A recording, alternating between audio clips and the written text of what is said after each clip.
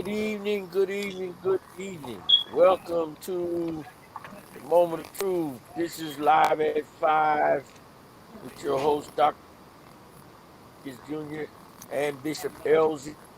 This is our night roundtable with our question and answer time.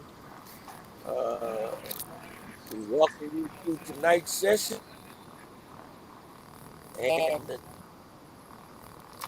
man, the year almost up. Wow. What is it? 21st.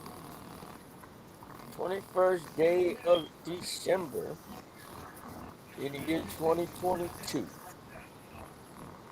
To get started, let's begin with a word of prayer. Father, thank you for your blessings, your goodness, your kindness, and for how you've watched over us and protected us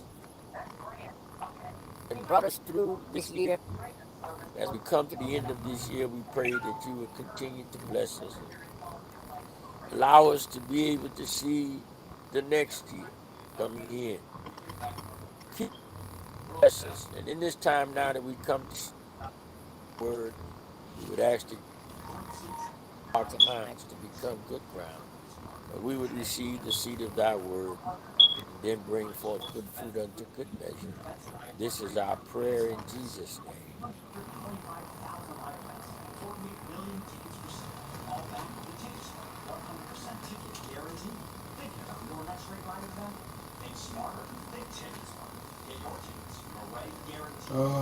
Look like I done lost Dr. Bakers. All right, you still there? Yeah, I looked up and you was gone. You said, Yeah, yes, I pray, and that was yeah. it. My internet connection dropped out, Oh, okay. so I got to retype in my subject. Thursday night roundtable, but Yeah, I just shared it now. See that we're still on. yeah, we're still on. Facebook. All right, topic, Bishop. Okay. Uh, like as I was saying, we all understand the concept of, and we have talked about free will. And one of the things that we talk about, I have mentioned that's one of the things that separate us from the animals is that God has given us free will. He has given us. The Bible tells us to choose you this day who you will serve. It also tells that we have a choice to either serve Him or reject Him. So that means in order to have those choices, we have to have free will. But Bible also talks about predestination. And I had a young man ask me once, he said, what is the difference between free will and predestination? I said, what do you mean? He said, well, do we lose if we have the free will to choose, and if we're predestined mean that we have already predestined to do something, or predestinated for something. Do we lose, if we're predestined, do we lose our free will? So the question I'm putting on the floor is the difference between free will and predestination. If we are predestined, do we lose our free will? Uh, that's an interesting question. I would actually. I'm trying not to go direct to the point with it, but I give you something real simple. Uh, Sexual is predestined. Mm-hmm. But people exercising free will to be something they're not. Yeah. Predestination deal were intended. We're predestined to be, but we make choices. When man was created, He was predestined, but he to eat from the tree of life and not die, of the knowledge of good and evil, and die. He made a choice. Uh, Right. he had the will. God, God does not force us to do anything, and whatever His will for us is, or His purpose for our creation, distance, not predestined for that, but we may not achieve it because we have the will and right. Right. That's the only way I can explain it. Well, I also looked at it where I kind of broke it down. One of the ways I broke it down was that when man was first created, we was predestined to serve God. We were predestined to serve God. Free will, but with free will, we some of us choose not to serve Him. So you don't lose your free will through the predestination because you are predestined to do. You're predestinated to when you was created to serve God, serve Him. But we can we have the choice or with the free will to serve Him or not. So I don't see how it's we can you can't lose your free will if you're predestined. You can exercise No, your free will through your predestination. right. And like I said, one of the easiest ways I could was all these folks who are going around telling you to acknowledge what their imagination is, not what their actual state is. Imagine that I'm not what I was created to be, or to be a man. If I go and imagine that I'm a woman, it's I have the will to deny what I'm predestined. It don't change the fact that yeah, be something else. Now that's what I am. It just means Right. my imagination to touch with reality.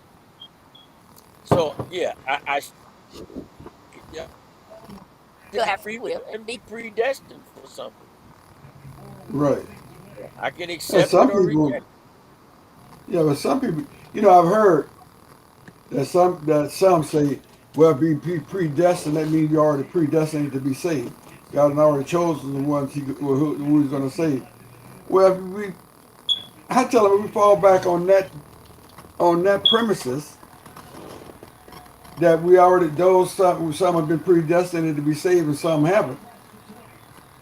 You know what happened? Why do people have to go through have to serve God if they're not one of the ones who've been chosen? it. Well, not only that, that would nullify John 3:16.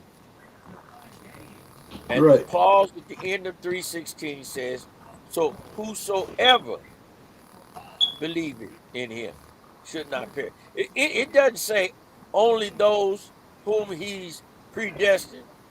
No, only those who he's said, whoever believeth in should not perish, but have everlasting life. So, see, that is going into an area the Bible does not. I haven't seen a conversation or concern of those being predestined to be saved.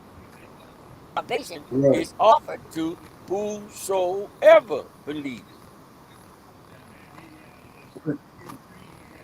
It also There's no goes sense. against Yeah, that doesn't fit with predestination right. because God would that we are.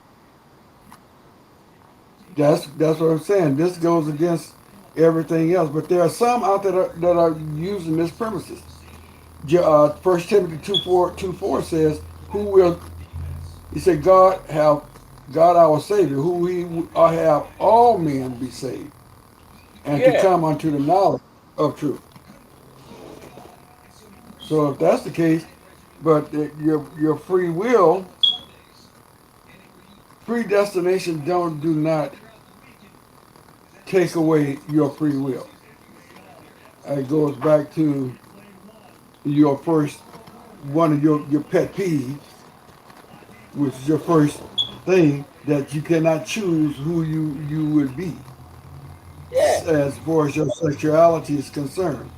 If you're born a man, you cannot wish your way and say, well, I was predestined to be a man, but I choose to be a woman. Or a woman saying, I choose. It is a choice. We do have, people do have that choice. But you cannot deny what you are.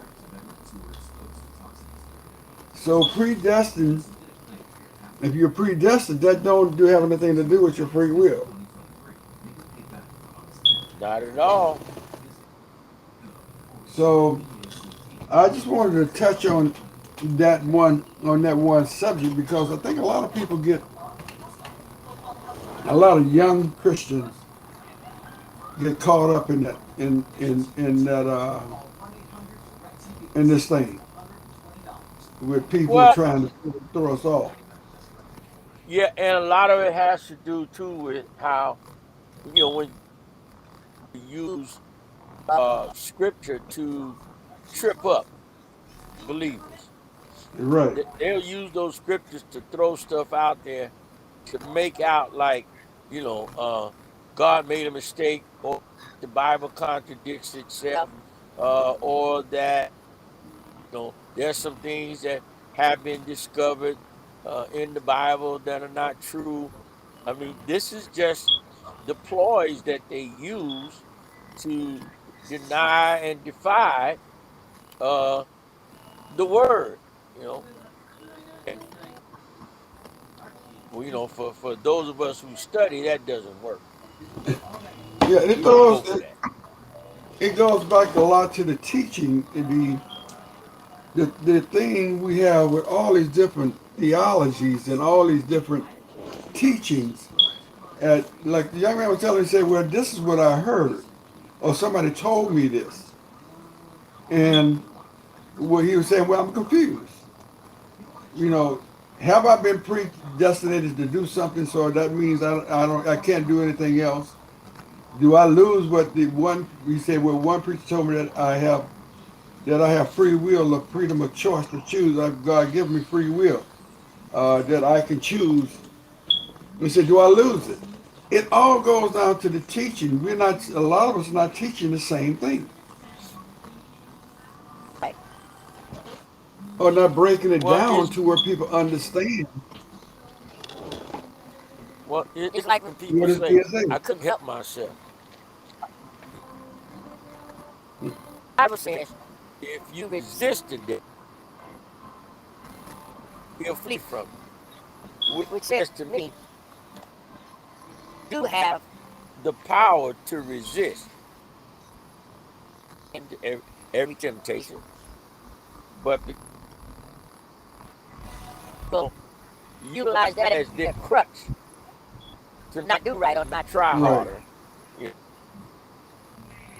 the devil made me do it. I Yeah, don't have to okay, do it. yeah. I don't have to do it. God gave me the ability. He told me I like I the way can you're change. careful about you. Yeah. Once it starts, it just keeps going. It just keeps going. Yeah, but Until I they, stop they, it, it's they going use to. that crutch. Yeah, they use that Yeah. crutch as an excuse to not do better. Say, why should I? But we God know gave me better. the ability to choose. I can choose which I say because it said choose you this day, choose you this day who you will serve. And well, I got a choice who I want to serve, so I don't have to serve God if I don't want That's to. interesting that you know they keep trying to confuse individuals and some of the things that are being taught.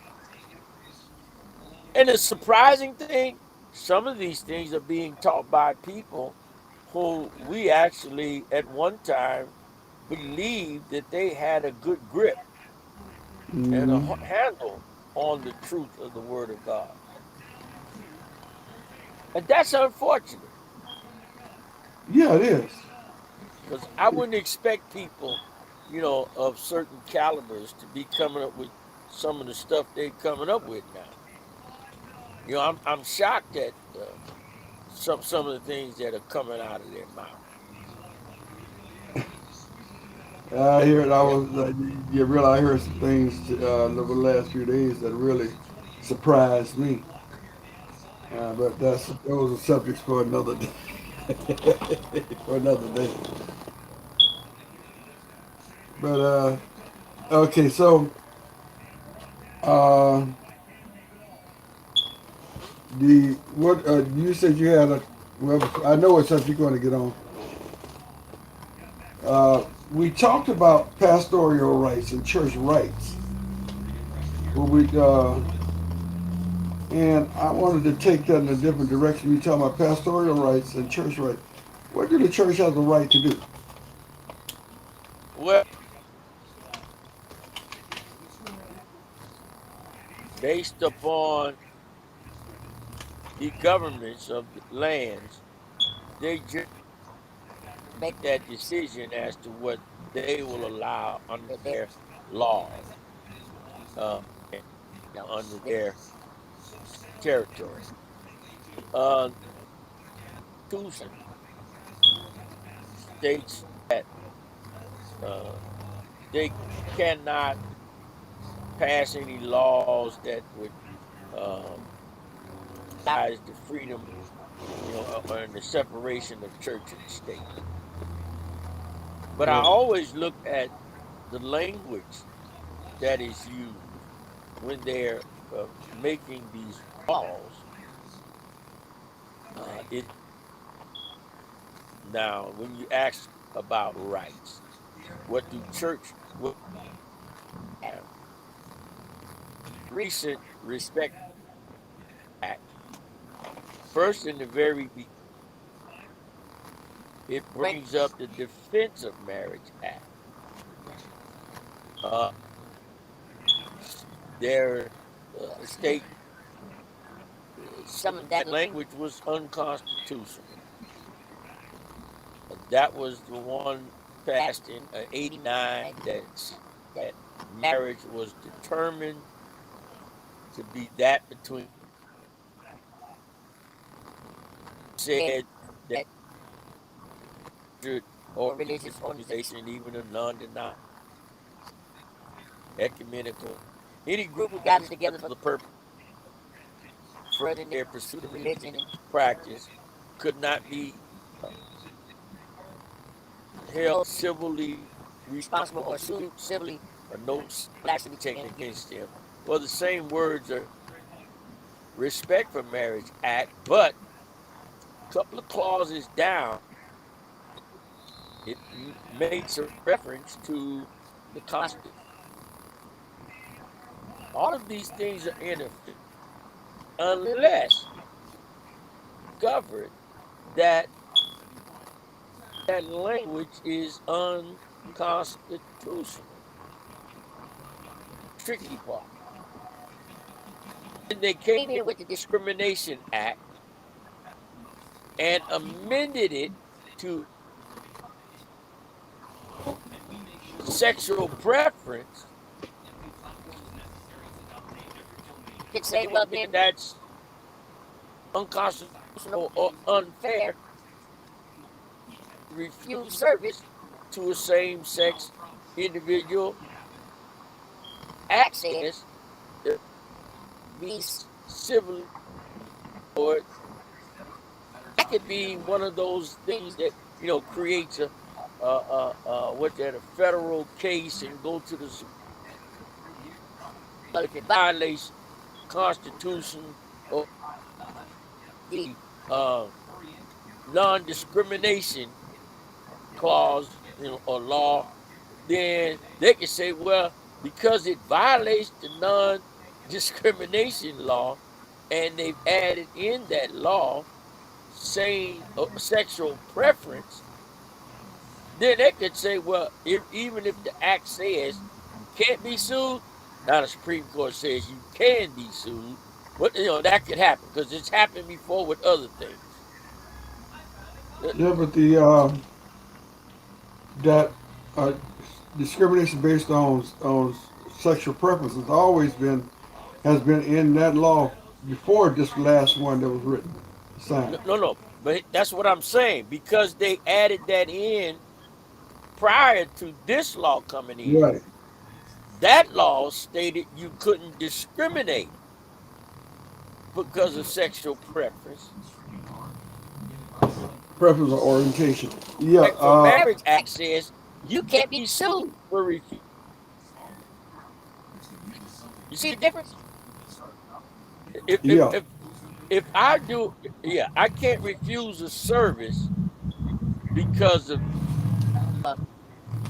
discriminate because of a person's sexual preference, but as a religious organization or an individual exercising my religious, I can't be sued unless I violate, the law. Well, if the law says I can't discriminate for sexual preference, even though I'm exercising under religious privilege, they can construe that as I'm still violating the federal statute of discrimination. But the rights of the church constitution, which one? We see how I don't want to word this. The uh, the rights of a church constitution, which supersedes which one Well, is given preference? The well, see, Constitution. right now they're given preference because of making no laws, violating the separation of church and state. Right. I'm saying we're so far protected.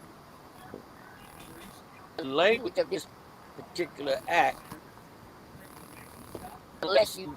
unless they determine that any act, uh, let me read it. Let me read it so I can get the wording exactly right.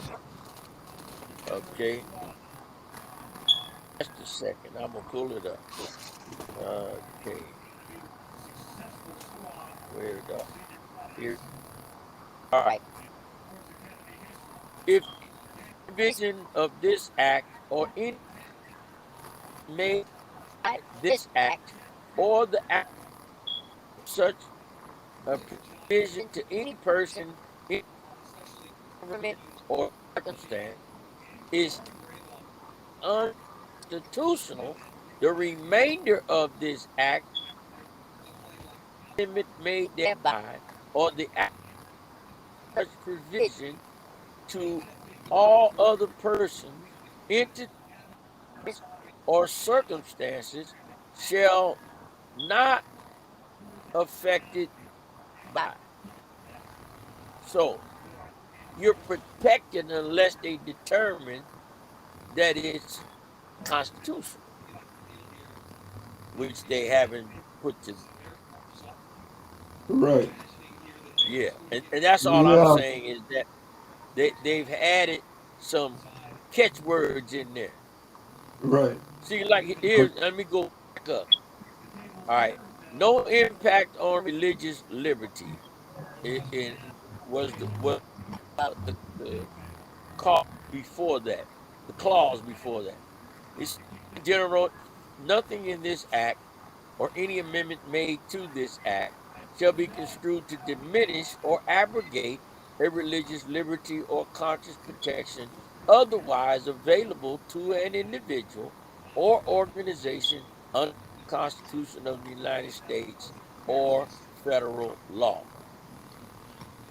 Goods or services consistent with the First Amendment to the Constitution, nonprofit religious organizations, including churches, mosques, synagogues, temples, non denominational ministries, interdenominational, and ecumenical organizations, mission organizations, faith-based agencies, religious educational institutions, and nonprofit entities whose principal purpose is to study, practice, or advancement of any employee of such an organization required to provide services, accommodations, facilities, goods, or privileges to the or celebration of a marriage. Refusal under this subsection to provide services, accommodations, advantages, facilities, goods, or privileges shall not create any civil claim or cause of action. That section 6. The other one that I read was from section 7, the statutory prohibition. Mm. So if then they want to make that claim, if it was under, or actually it was under actually Section 8, severability. So if it was held to be unconstitutional, then that would be a different story because the remainder of the act or any amendment made thereby or the application of such provision to all other shall thereby. So it's kind of like backdoor in there. We walk through. Of course, somebody's going to eventually challenge it as whether or not Yeah. it's unconstitutional to violate the discrimination law. That's all I'm saying.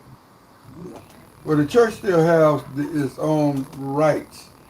I want to get to the other part of that, the pastoral rights. I don't Okay. by the way this thing stands now. Pastors don't have a right, no rights under the law. Well, it said in there that any individual who is a part of an organization or religious organization, they're protected. It said the organization and the individual. Yeah, but that under certain parts of the state gives under the state's law, under that law, Uh-huh. the pastors are protected, but under the constitution of the churches, what rights do the pastor have? Okay, now there you have an issue there because the your bylaws must provide protection for the ministers, employees, and members of your churches, and it must be addressed in that's where can come those areas where uh, there is no say contract between a church. There should be some kind of an employment because under the tax laws, a pastor dual status. He's an independent contractor and an employee of the. That's why he gets that extra on the taxes to claim housing allowance and all that, and not have to pay taxes on that. Just pay self-employment tax, but pay only on salary, not housing allowance. Because he's dual status, in order to have the protection, he should have an employment agreement with the church that stipulates that he is a dual status, independent contractor, and an employee for those for tax purposes. That's the thing though. Most it's an individual. It's an individual thing, and there's no set pattern, a certain rule for over. Like the country has a constitution, just like the law you just read, which covers all the churches. but the churches itself has nothing that would cover all the pastors. Each church has to come up with their own set of bylaws, which means every time a pastor changes or moves to a different church, his status change. So realistically, the rights of the pastors have no rights other than the rights that a particular church give them. Right. Am I phrasing that right? You are. Okay. So that means one of the problems we are having within the church itself, the reason why we are so scattered with the wrong teaching, because there's no set way that a pastor should lead. If you don't lead the way they want, the people want to lead, or teach the way they want to teach, they have the right to get rid of it. Well, that's in those where they have like congregational churches where they hire and fire a pastor uh, under certain organizations. The pastor is the pastor once appointed until removed by death, or they have to be removed by some process. He's been proven to violate church law and practice, but in those that are considered congregations, they have a board or a church or a deacon that run everything, make the decisions, and he has no rights because they do all of it. I can fire at will, you know. Depends on how the organization was, and unfortunately, the lack of proper organization, most churches open. Let me put it that way, and most preachers are open targets because they can But do you really, think that find affects? a way to come at. But do you think that affects the way a pastor teaches? Oh, absolutely, because some of them are afraid to say certain things and speak certain truths because they don't want to upset the apple cart, and they don't want to lose that check, get put out of And that that, portion, or the Lexus, or their Mercedes taken away, their Range Rover. Yeah, that, that, so that could be the cause of a lot of the lack of the cause of the lack of unity that we have in the body I because would the say that. pastors are limited to it. Yeah, I would say that contributes to it. Absolutely, So absolutely. how can or what can we start doing to kind of eliminate that or do something about that status of uh, that problem that occurs? Because it Well, is a one problem. it is, and I believe one thing that can be done is to educate those congregations. Educate first of all the preachers, their rights are and what's available, and to establish a standard of practice. You don't have a standard of practice or a operating procedure, that opens the door for a lot of mistakes and flaws. And fight it when because they think, well, we've been doing it this way, and we ain't had no problems, and we've been protected, and why should we try something, do something different now when it was working for my great granddaddy, my granddaddy, and my daddy, and it's working for me, and it's gonna work for my son and my grandson. And by the time I'm out of here, if they coming to do something, it ain't gonna affect me no how. Right. That's their attitude. Okay, so it's a matter of changing the attitude. Instead of Yes, changing the church, change the attitude of the church. yes. And So, and so there's no and without a standard operating procedure in place, that's why everything is willy-nilly as it is now. you throw enough against the wall, something gonna stick.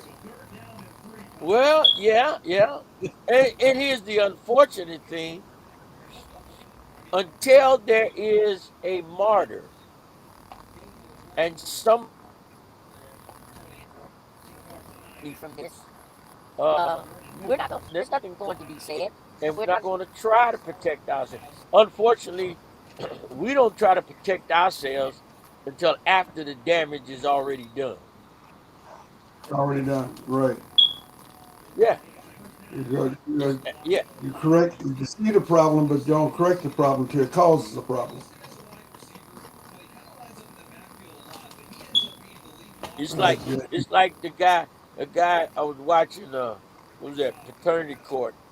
And the guy told the judge, "Well, she started all this problem between my wife and I, and she and my wife both had babies within the month. Both of these, my wife's child and her child were born within a month of each other." And the judge says, "Was how did she start the problem? Sound like you started the problem with your wife by having a side chick and getting her pregnant when your wife was pregnant." See, he's saying everybody else is the problem, but Right. he was the one getting everybody pregnant. See, until something happens, we and here's the sad part, Bishop. We think we're doing the right thing. Yeah. Yeah, a guy will keep messing up And till he's caught.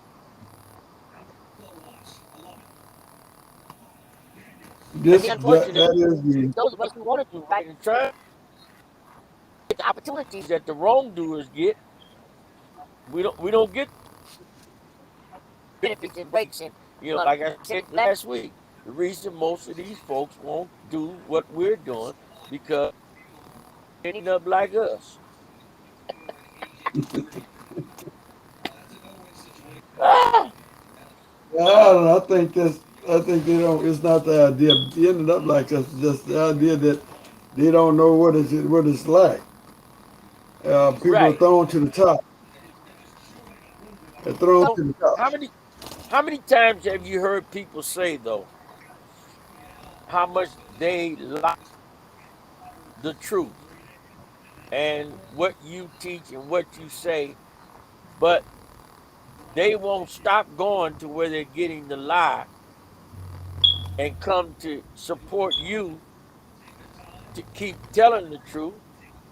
And they'll even come to you and tell you all the stuff the preacher where they going is teaching and telling them, but won't leave there and come they're asking to straighten out the confusion that they're getting from them folks. I'm gonna leave it That's I alone. was just no. I was just going to say that because I've had people come to me and ask me questions about stuff. Said I heard this, and I go and I'll say, where did you hear that at? And after a little prodding and pushing and pulling, they attempt at my church.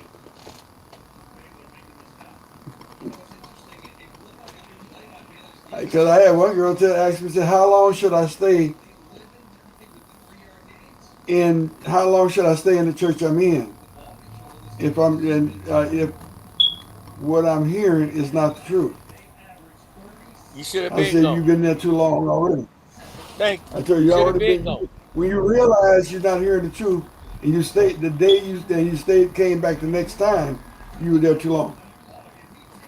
Run, Fast. run, Forrest, run. But I don't get it. I don't get. We have this thing. See, the pastors have no rights. Really has no right to teach if he wants to hold on to what he has. And I think Yep. what done happened is we have forgotten that what the church, the membership, and everything else don't belong to us. We have wrapped ourselves in this thing. My church, my ministry. Because I have people say, "Well, how's your ministry going?" If I woke up, Harold Dacus Jr., how's your ministry going? What is your response? What, mine? Do you have one? Or are you I'm serving? doing what the Lord say. I think And that's and the and and it seems that uh truth doesn't pay too well. Oh, no, no, it don't. It's just like the crypto king. The crypto king, the crypto king told all these people that how much they can get back from cryptocurrency. uh-huh. I had a young man at the security guard at my bank trying to convince me that I should get into crypto and how what it's going to do for me. Well, you see, the sad thing is, we a lot of people come with questions. They'll come because they're dissatisfied where they are, and to answer these questions are not the ones they turn a deaf ear to you. You know, but they'll come to you with this other stuff like part of this here, and why don't you if you can show you how to you can make some money with this and blah blah blah. Yeah, but I'm kingdom. I'm not trying to get into a multi-level scheme right now. I'm trying to talk about the kingdom. We need to uh, and blah blah blah. They don't want to hear that, but they No, come to you. You have some influence over some other people. Everybody knows somebody. yeah, Yeah, but you, everybody you knows hang somebody. you hang around, and and what surprises me with a lot of people that stay within certain ministries is the reason why they're there.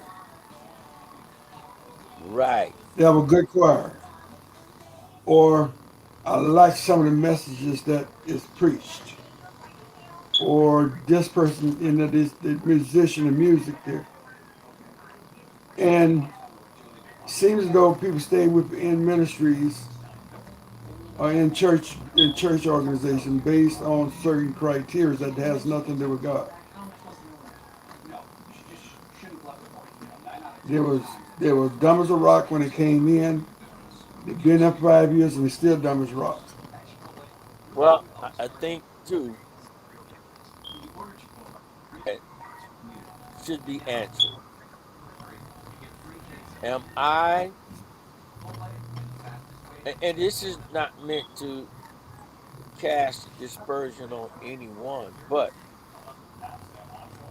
I so attached to a particular place that I can't go somewhere else so that my spirit can be free to really rejoice in my relationship with God?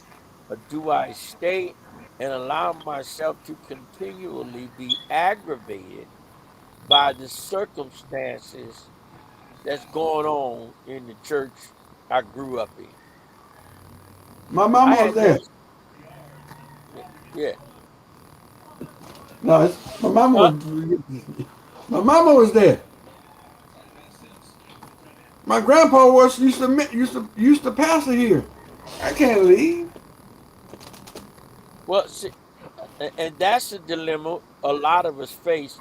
I had that struggle, and uh, had to move on because if you're not flourishing, especially if the circumstances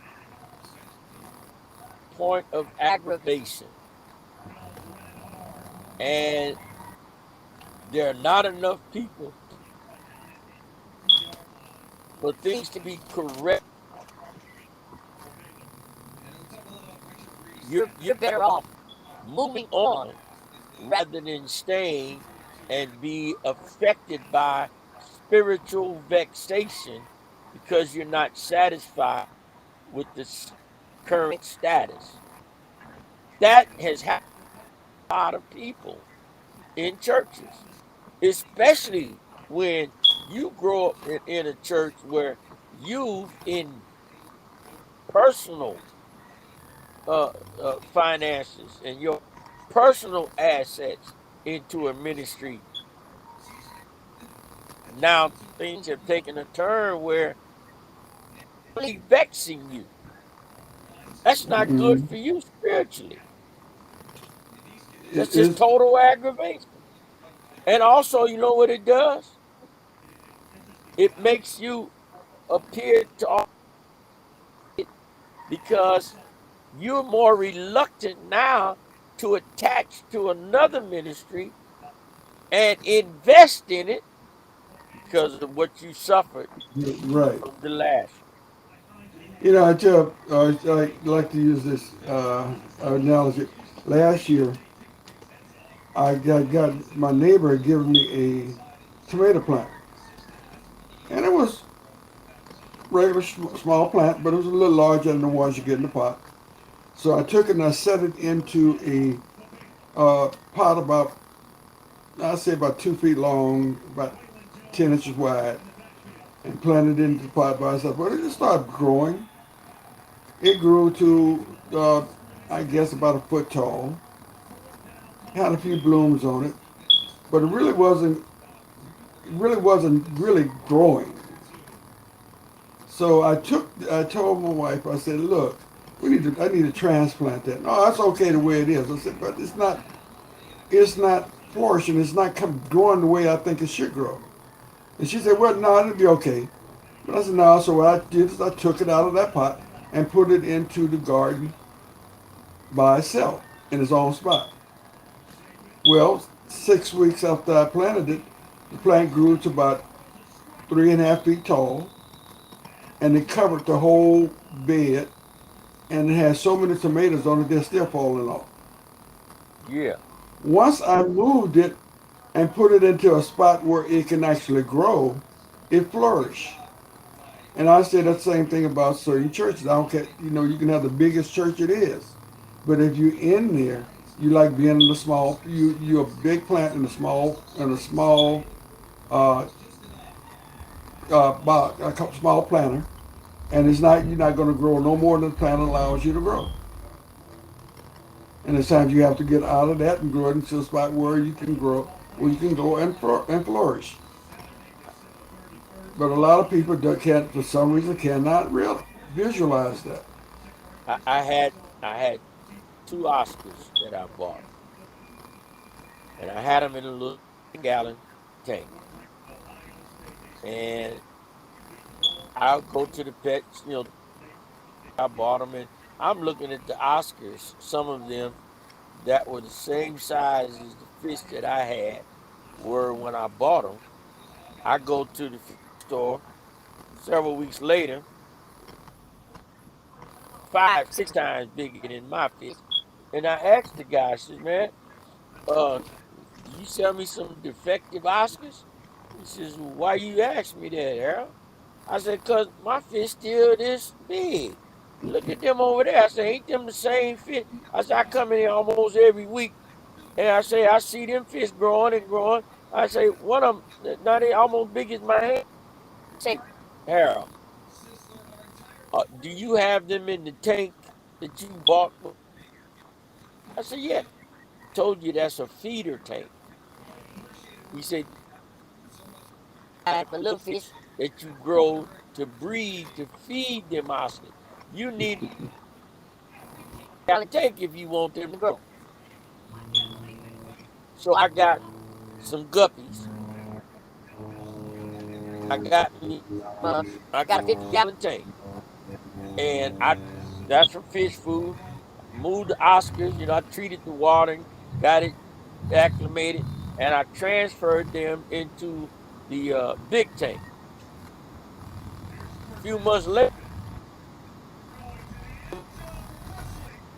get my hand, and I had bred the guppies, and then I took the two males out once they started breeding because they say they'll eat the babies, and put them in another little Right. fish bowl, and I had fish now growing in the feeder tank, the little 10-gallon, and I could take 4 or 5 of them out and dump them in, and them big Oscars would go and snatch at them. But them Oscars had gotten big as my hand, and all the time I had them before, they hadn't gotten any bigger than when I got them, which was about 2 inches. And now it ain't worth 7, 8 inches, and I'm going. All it was because I limited their ability to grow because they Right. were in a tank too small. That's the point. When you talking about the feeder tank, we take people and bring them into church, and we put them in a feeder tank, and we leave them in a feeder tank. The atmosphere isn't conducive to growth. Right. So I think what we need to start doing is in order to in order for our churches to grow, the people it has to be allowed to grow. And in order for the people to be allowed to grow, the pastor has to be free to teach. If the pastors are not free to teach or afraid to teach because of I thought of losing losing their livelihood. Look at Paul. Paul wasn't afraid of losing his livelihood. Paul made tents. He can go out and make some tents and make some money. So he wasn't worried about nobody taking care of him. What did he do? He told the truth. Yep. Jesus told the disciples when he sent them out, don't take a purse with you. Don't take nothing with you. You put a pair of shoes on your feet and go.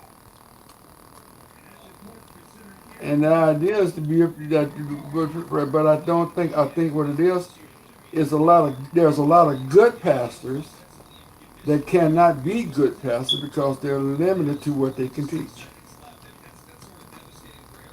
Fear, Right? and foolishness will kill a church. Yeah. That's it. You have preachers who are fearful to tell the truth, people who are frustrated because of what's going on and nothing happening because of all the foolishness that's going on. And then do we see and frustration. When people are frustrated, they can't grow. Bishop, your diet can be as healthy as it can be. But if you are constantly being frustrated, your health will be bad, and it Right. has nothing to do with what you're eating. Yeah, if the diet is not correct, if the diet is not right, it will limit the growth. You cannot feed a child junk food or McDonald's or Burger King 5, 7 days a week, 3 times a day. Yeah, They won't grow. but I'm saying even if you feed them well, but you keeping them frustrated Right. and emotional turmoil, uh, they're gonna be worse off than the child eating the junk food. Yeah, there'd be a healthy food. instead of a skinny fool. Yeah, yeah. But but Yes. people from expanding or escaping those kind of situations. Why are they so reluctant to leave, but they'll stay and continuously be aggravated? I think going back to what you said earlier is fear. Yeah. Fear of the unknown. You know, fear of the unknown, fear of not thinking that there is something better, not knowing that there is something better, fear of something new. I Well, think a lot of people stay in relation. I think some women stay in relationship because they're afraid that the next person they get is going to be worse than the one they have.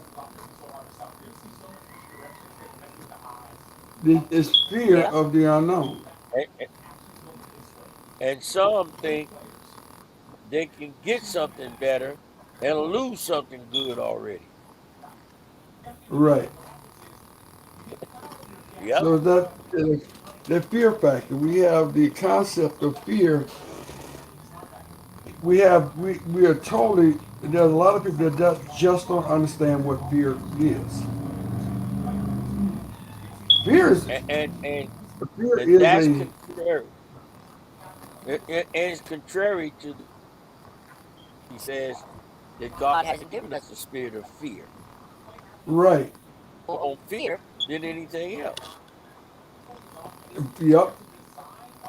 We operate on Yeah. the premises that something is going to happen when Right. there's no way of knowing if this is going to happen or not. It's like knowing that something will happen if I was in was in I was in gunnery school and we were being taught different weapons. They tell us that if you take the pin out of this grenade and you let the hammer go, you have a certain amount of time to throw it. I've seen people take the pin and hold the hammer down but wouldn't throw it because they're afraid that it was going to go off sooner they let it go. Right. When knowing they was afraid of what could happen, and you would have to take it from him and make him throw it because if they held it too long, it was going to blow up anyway. Right. So we get that fear of what may happen supersede supersede what actually will happen. So if you're in a situation at a church where you're not growing, that fear of leaving, think that you know, that you may run into something worse is worse than the idea of if you knowing that if you stay here, you're going to be in the same position that you're in now. You're going to be in that 10 years from now. What makes things change? The only way things change is you make a change. Well, yeah.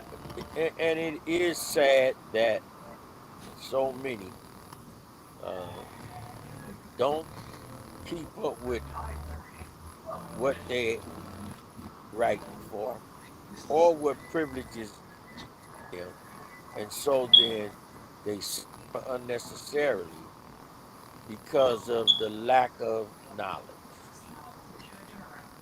Right. and they don't want to listen. They I don't want don't to want to listen. listen. You tell them something, but they just don't want to hear. They say, "He who have ears, let them hear." People listen, but they don't hear. Mm, You wow. know that everybody that's listening is not hearing because they did Alrighty. they'll know. Well, You know. Okay, well, and and we'll pick it up next week. Lord said the same. I will have some different topics. I do have some people that have been contacting me that said they have some questions to ask, but I haven't got them yet. oh, okay. So hopefully next week we'll have some more questions to be put in so that we can tackle some of the questions that some people have. So, Um, on you. all right, well, we will get back to you all on tomorrow. Oh, I got your message, bro. I'm gonna try to. I didn't hear the phone. My little brother called the other day. Uh, Oh, okay. you all tomorrow night for the Friday night wrap up, and thank you all for us this week. And had an interesting conversation last night, and topics tonight. So you have a wonderful rest. Enjoys their Christmas celebrations with their family. The rest of the holiday. God blesses you to see the new year. All right. Any comments before we close, Bishop? That's not really. I was just looking at my camera. I just found the sign to stop from tracking. It just stops it from tracking. This one starts. That one is focus in and out. So I finally figured out my new camera. Did you freeze?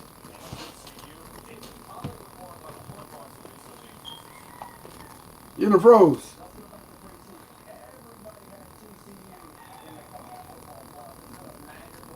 Yes, you have.